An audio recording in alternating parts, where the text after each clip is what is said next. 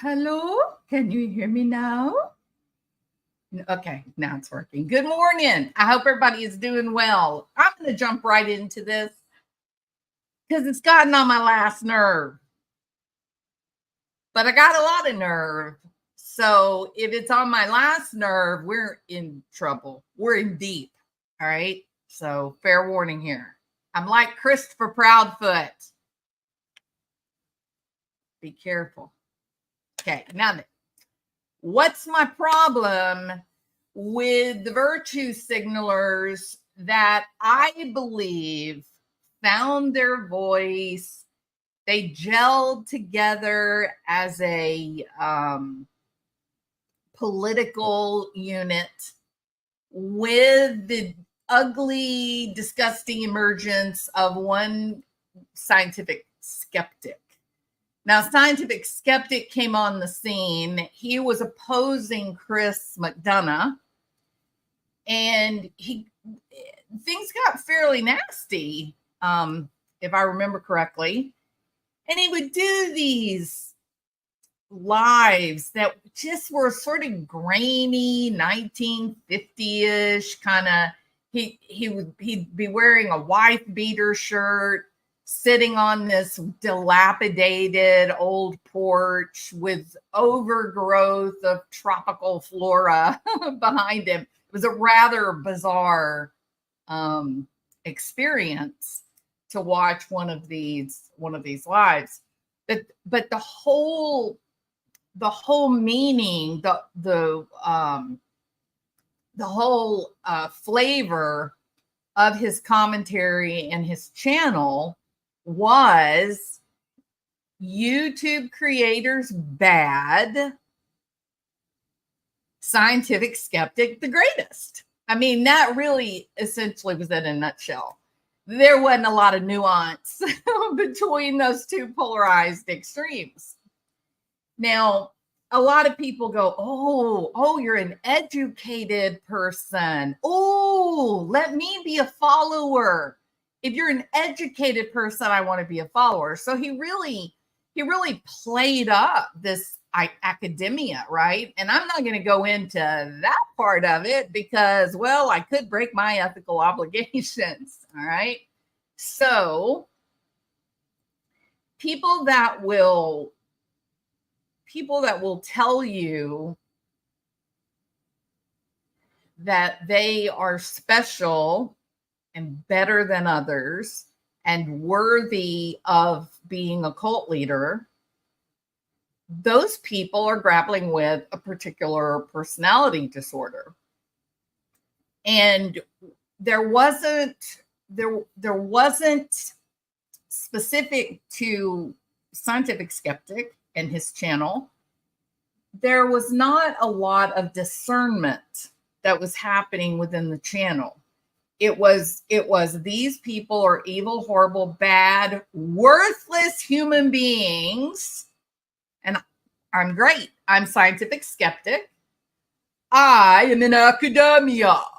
Now, he doesn't give the impression of being nose in the air, overeducated, leather-bound books with pipe in hand. No. He's saying this. He's telling you that this is who he is. But the trappings, the backdrop of the whole channel was, I'm hiding out in the jungles of Cambodia in fear of the mafiosa finding me and killing me. That was the way it looked, right? It was weird. It was strange. And yet he claimed that he talked very big, like he had a PhD, and was a grand researcher. And the truth is, he was not. I don't know why he needed to portray himself in a way that was not particularly accurate. He may have been a professor of some sort, but nevertheless, the damage was done. Because when you have people that come out like that and they say, I am educated, my skin smells of cognac and late evenings having superfluous conversation in the library, those people. And then after you proclaim that you're part of the 1%, then you demand a following. And I think that was probably the thing that made him the most angry, is that people didn't fall in line. The greatest majority of people would spend a night or two listening and decide, this isn't for me, and they would move on to a different channel. Sav Girl or Jays for Justice. Okay. They would move on to something that was entertaining and authentic. Now, I'm not lending support to any particular person here. I'm talking about the phenomenon itself, and to be careful. So he came on the scene, and because he was going against someone like Chris McDonough, who had really made a lot of enemies at that time. He also had a great following. A lot of people really like him, still do today. But he also he was wildly in the middle of a very controversial moment. And so people began to follow. And it didn't help. I mean, it didn't hurt that he latched on to AK, who is a beloved character, right? Everybody loves AK. He's awesome. And so it was a train wreck. It was just terrible. It was awful. It was terrible. So there were people then that were attracted to this nonsense. There were people that said, yes, he's right. These true crime creators, they're out of control. We must stop them. And this is a learned man that I can, fall on my sword for. Right? All right. Now, fast forward to 2024 today. The virtue signalers have become bullies. So the very thing, would Nietzsche say, stare into the abyss long enough, stares right back at you? And basically the interpretation among many different scholars has been, be careful that you don't look at the monster long enough that you yourself become that monster, correct? And that's what we're seeing. We're seeing it in the flesh as it happened. If you were a part of Scientific Skeptic and you sort of followed along up to today, and I will not name those creators that are currently doing it, you will find that they have become the worst. They've become exactly the thing that they claim to dislike. They are bullying. They are unfair. They are using confirmation bias out the wazoo. Nobody ever told me what a wazoo was, but I think it's that little pipe going. Okay, I think that's what the wazoo is. But they're now hurting people. And they're hurting innocent people. They're hurting good people that have an interest in true crime or missing children. There's an overlap there sometimes. There's an intersect sometimes. There will always be bad actors. And I think Scientific Skeptic was a bad actor, my opinion only. I think Scientific Skeptic is a bad actor. He's the one who pats himself on the back and says that he coined that term bad actor for YouTube. I don't think that's true at all. But nevertheless, I have a great deal of concern that the virtue signaling is harming people, and they've kind of gelled themselves into, we could say, a political unit, or we could say they've gelled themselves into a self-confirming gang with cult-like mentality. It's a pretty powerful, loud statement, right? So exactly what is virtue signaling? It's kind of become one of those phrases or words that we throw around quite a bit, but what exactly is it? Well, virtue signaling is where a person will publicly express their opinions, excuse me, will publicly express their opinions and their sentiments, not as part of a conversation, not to say, well, I think this or I think that, but they do it knowingly demonstrating that they themselves are good, fine character and social conscience, unlike yourself and the unwashed masses. Okay. That's the whole point of the virtue signaling. The virtue signaling isn't to say, oh my God, I saw that poor lost child and my heart was broken. That baby was so frightened and I was so scared for him. That's just expressing yourself, your experience, recounting a story. But a virtue signaler will go, how dare anyone abandon a small child in a public place? I myself would never do such a horrendous thing. In fact, I dedicated myself to the welfare and good of all children everywhere. Okay, that's virtue signaling. Okay. Now, I know it's a little weird and extreme, but it made my point that we all have loving and good, kind feelings toward people or situations, but we don't all use that for narcissistic supply, right? If we see a little kid crying, we just feel bad. And then maybe we go try to help that little kid. Oh, you lost your mom? Well, you know what? I'm not going to leave you. I'm going to stay right here with you. And your mom is still in the store, I promise. We just got to find her. I bet she's right behind that wall over there. She thinks you're right there with her. We can stay here. We can go look. What would you like to do? And then you grab the target lady and say, hey, there's a lost little kid here. Can you get on the intercom and call the parent? That's what a normal, regular person does, who experiences something and then just reacts like a normal person. A virtue signaler?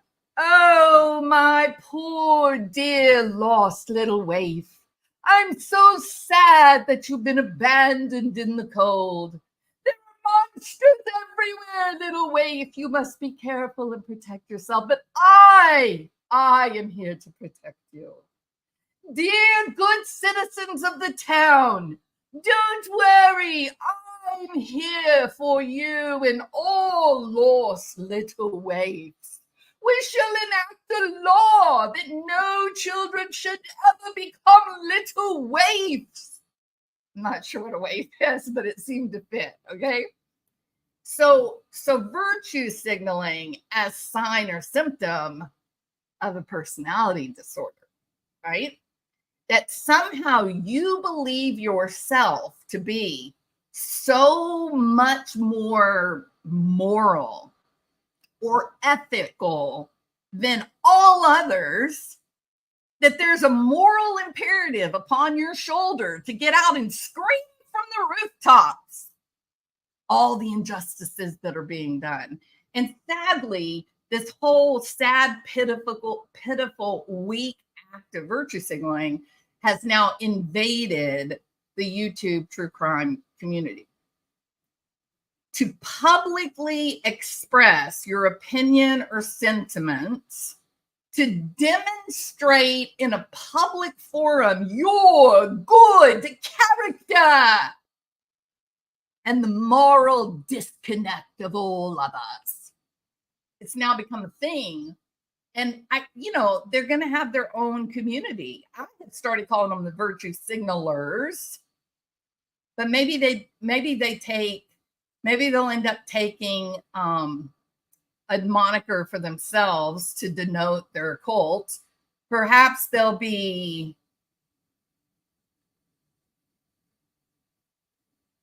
the great washed, as opposed to we, the unwashed, okay, who like to talk about true crime. All right. So these people that do this, these public proclamations of outrage and conscience and good character. These people, they don't just express when they're upset about something that is a real injustice. They make it a part of their reputation. They build their reputation on being outraged at the behavior of others. And like I said, this process of virtue signaling can be a very real indication of a personality disorder. All right. So we've also talked about in the past, we've talked about how you can actually reduce your productivity. You can actually interfere with your own performance goals by proclaiming what you're gonna do. If you set goals for yourself, or you have goals for your organization or your community, your family, that if you go around telling people about it before you do it, then you rob it of its energy and you don't accomplish it. We've got good research in this field, and you should never tell anybody, I shall write a book about the great unwashed of YouTube true crime creators. You shouldn't tell anybody. Because when you tell people, you've now robbed your project of energy. You lose focus. The brain treats it as if they posit, as if the goal has already been met. So if you wish to write a book on me, a true crime creator who has run amok, okay? If you want to write a book about me, a hit piece or whatever, if you want to do that, don't tell people, just go do it and then publish it. Once it's published, once the work is done, then you can tell everybody, I got that bitch. I took her down. Okay.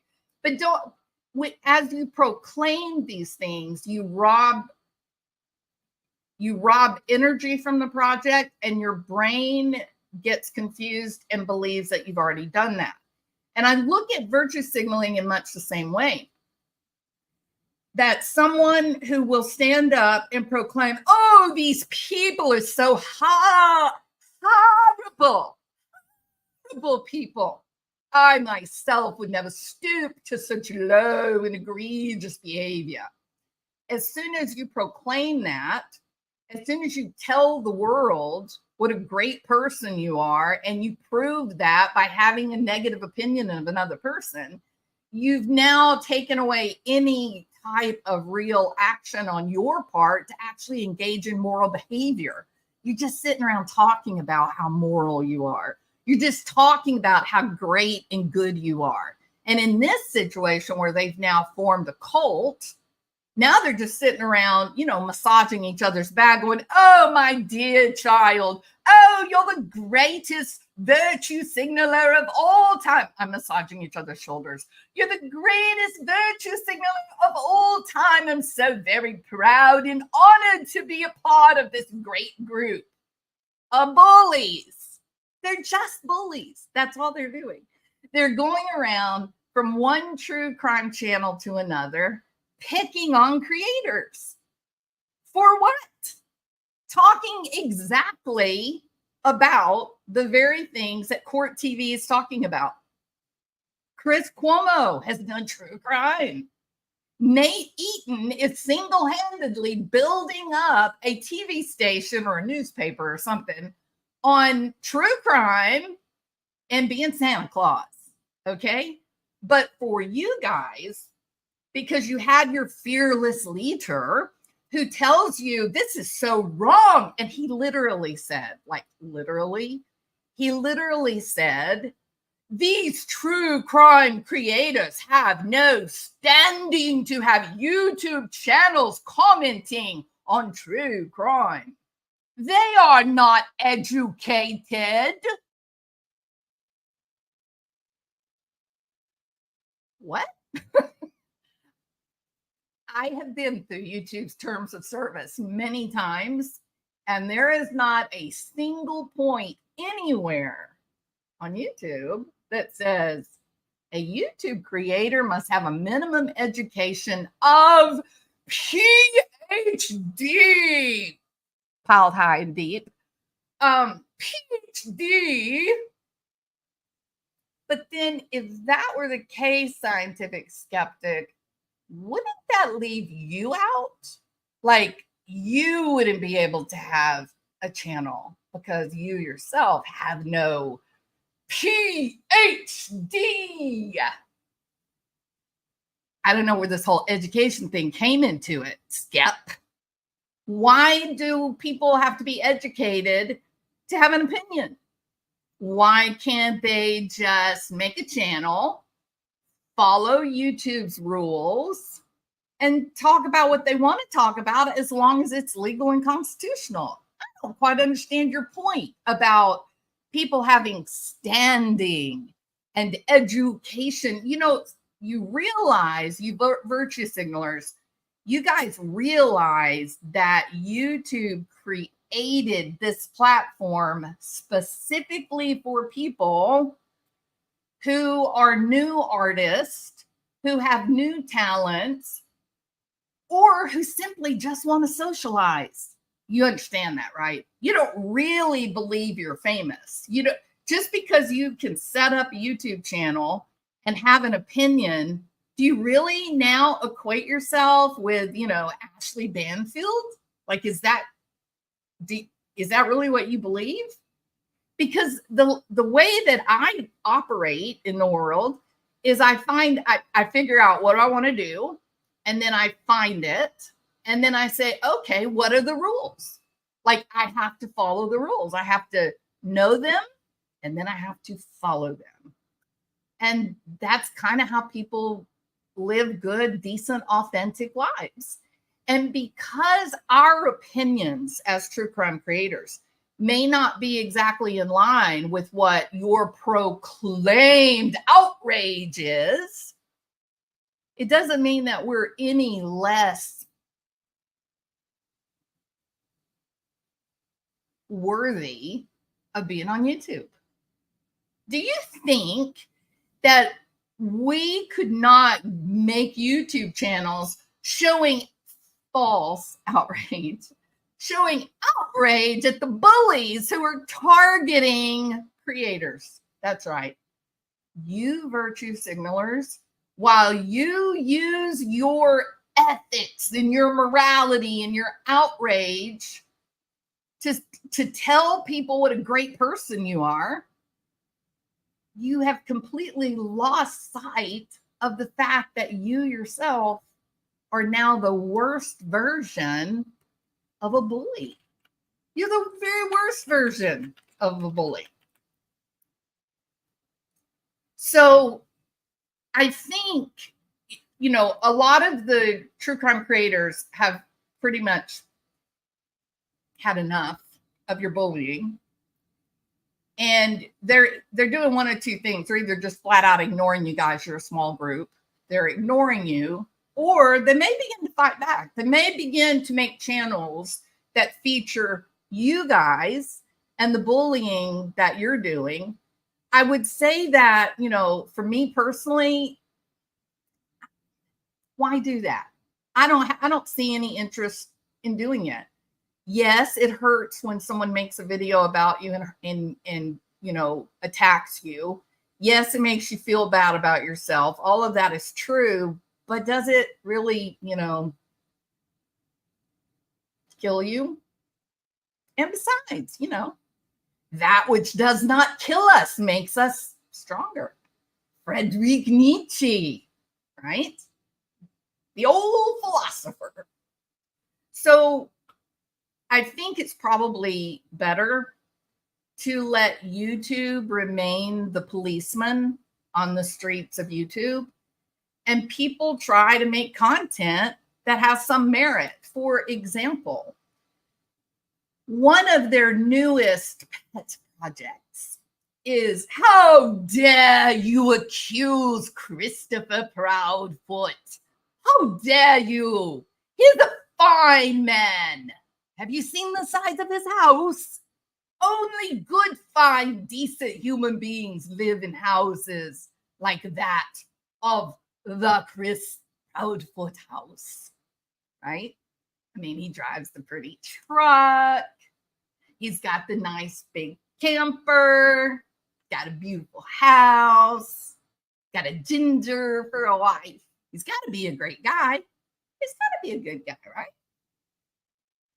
There are some real reasons to be worried about Mr. Proudfoot. There's some warning signs there that are very troubling.